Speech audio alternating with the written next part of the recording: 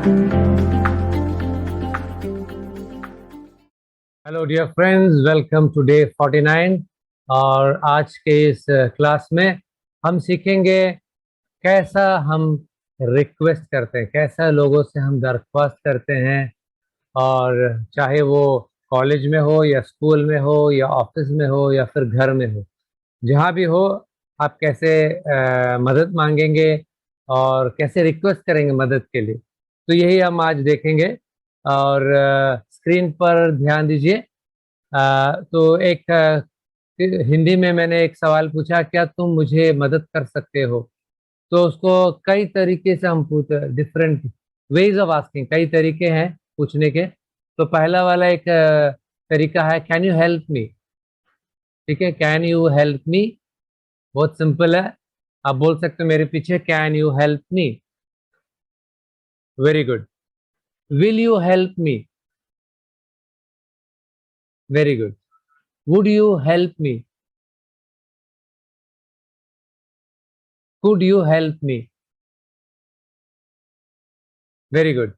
Would you mind helping me.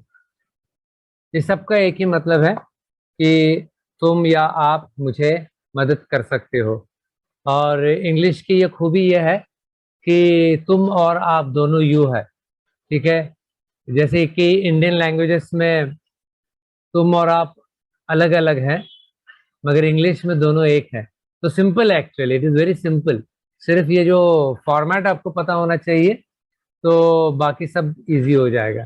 ठीक है, अगला स्लाइड के तरफ चलते हैं। तो अभी same same question, almost same question है, मगर थोड़ा सा कॉन्टेक्स्ट अलग है, मतलब कि सिचुएशन अलग है। मदद ही मांग रहे हैं विथ रिक्वेस्ट, एकदम पोलाइट रिक्वेस्ट। ठीक है, तो मैंने पहले भी बताया आप लोगों की, प्लीज जहाँ लग जाता है वहां पर रिक्वेस्ट हो जाता है कि नहीं। तो इसी तरह ये सेंटेंस भी आप देखिए, कृपया करके क्या तुम मुझे घर छोड़ सकते हो। सो उसके बहुत सारे डिफरेंट वर्जन्स हैं, डिफरेंट स्टाइल में आप बोल पूछ सकते हो। कुड यू और can you drop me home, दोनों दोनों हो सकता है। Could you drop me home या फिर can you drop me home. ठीक है, वो मतलब कि एक फ्रेंडली स्टाइल में हम पूछ रहे हैं। मगर अब रिक्वेस्ट हो रहा है, तो रिक्वेस्ट में जब हम रिक्वेस्ट के साथ जब बात करते हैं, तो can you please drop me home. Yes, correct. Would you please drop me home. मेरे बाद आप भी बोलिएगा, ठीक है। Will you drop me home please. देखें, अलग अलग स्टाइल में पूछ सकते हैं। Would you mind dropping me home. ये तो ये आप ये माइंड का जो वर्ड आ रहा है बीच में, इसका यहाँ पर मीनिंग है कि अगर आपको एतराज ना हो तो आप क्या मुझे घर छोड़ सकते हो। तो यही है यहाँ पर माइंड, मतलब कि एतराज, मतलब कि एतराज भी तो माइंड में ही होता है ना। तो वो मीनिंग आया ये सेंटेंस में। ठीक है, अगले स्लाइड की तरफ चलते हैं। कैसे दरख्वास्त प्रार्थना करेंगे, how to make polite request. ठीक है, तो सेंटेंस हिंदी में है, क्या आप मेरे घर कल रात को खाने में आएंगे। ये एक इनविटेशन भी है और एक रिक्वेस्ट भी है। इनविटेशन मतलब दावत, किसी को इनवाइट करना। तो एक स्टाइल है बोलने का, would you please come home tomorrow for dinner. तो डिनर मतलब रात का खाना, correct. Would you please come home tomorrow for dinner. Repeat कीजिए।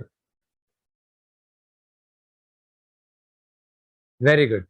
Can you please come home tomorrow for dinner.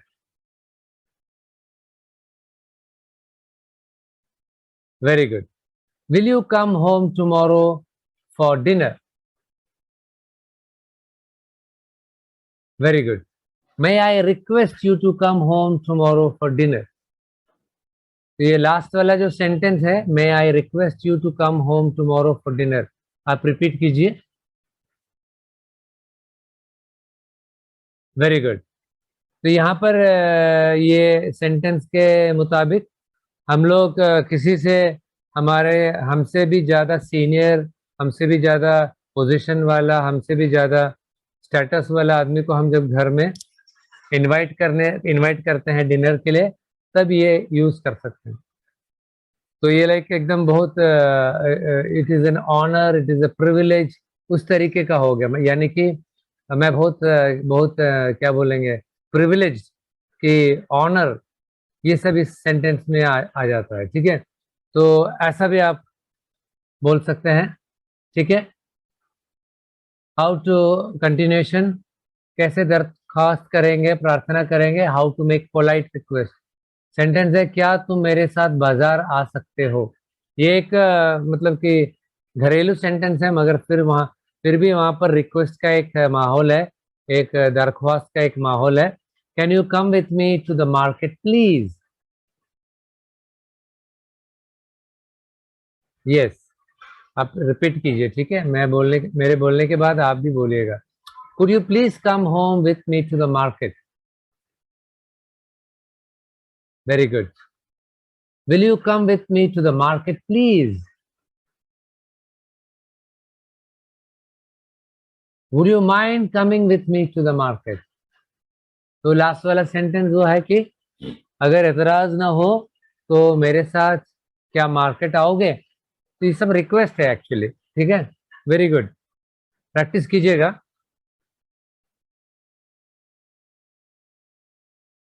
अभी हमारे इंग्लिश लैंग्वेज में जब हमें कभी कभी रिक्वेस्ट भी करना होता है और उसके साथ ऑर्डर भी होता है, लेकिन हमें जब किसी कंपनी का मैनेजर या बन जाएंगे, जब किसी कंपनी का जब हेड बन के बात करना है, तो दोनों चाहिए, उसमें ऑर्डर भी चाहिए, डिप्लोमेसी भी चाहिए। सिर्फ ऑर्डर से काम नहीं चलेगा आज के इस माहौल में, आज के इस युग में।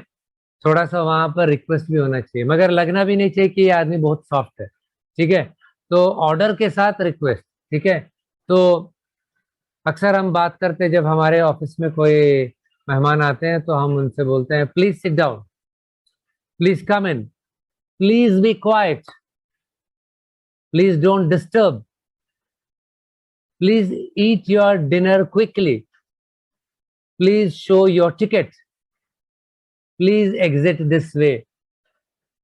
सब रिपीट करके आप भी ये सेंटेंसेस बोलिएगा। बहुत ही इंपॉर्टेंट है, क्योंकि हर जगह ऑर्डर नहीं चलेगा हमारा। ऐसे बहुत सारे जगह हैं, इवन वर्क प्लेस में और इवन ऑफिस में, जहां भी आप काम कर रहे हो वहां पर हमें डिप्लोमेसी, डिप्लोमेसी मतलब softly, without hurting, without insulting, हमें बात करने की एक क्या क्षमता होनी चाहिए, और हम उस स्टाइल में अपना बातचीत टोन करके रखना चाहिए हमें। ठीक है, तो डिप्लोमेसी प्लस ऑर्डरिंग दोनों होना चाहिए, तभी हम अपने जॉब में बहुत इफेक्टिव हो सकते हैं, वरना हम अपने जॉब में इफेक्टिव नहीं हो सकते। तो ये सब चीज ध्यान रखना बात करते समय। और प्लीज का इस्तेमाल कीजिएगा, क्योंकि प्लीज जब आप इस्तेमाल करोगे तो आपका जो बिहेवियर या फिर आपका पर्सनालिटी जो है बहुत अच्छा लगेगा। एट द सेम टाइम जब आपको एकदम स्टर्नली बोलना है, तभी भी आप प्लीज बोल सकते हैं। स्टर्नली मतलब एकदम ऑर्डर के साथ, जब आप ऑर्डर कर रहे हो तभी भी आप प्लीज यूज कर सकते हैं। तो उसमें क्या होता है, आपका जो पर्सनालिटी वहां उभर के आएगा बाहर। ठीक है, तो हमेशा इन चीजों का ध्यान रखना और प्रैक्टिस करते रहिएगा। जो भी मैं सिखा रहा हूँ वीडियो पॉज करके प्रैक्टिस कीजिएगा, बहुत ही इंपॉर्टेंट है। बिना प्रैक्टिस के परफेक्शन नहीं मिलेगी। So wish you all the best and good luck to you.